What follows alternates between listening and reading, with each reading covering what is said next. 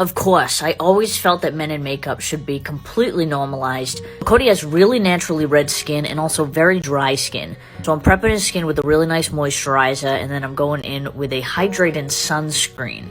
And you can see it really brings his skin to life. Now, to take down some of that redness just a bit, I'm going to use a green color corrector. As that product sits on the skin, the redness will go down. Now, I'm taking a cream palette with a brush, and what I'm going to do is slowly and gently feather on the areas that I see fit. So I want to cover the redness a little bit. I want to cover the blemishes, acne scars, work a little bit on the texture. With the large side of the brush, I buff it out. Then I'm taking a matte translucent powder just to reduce some of that shine. So here you can see the before and the after.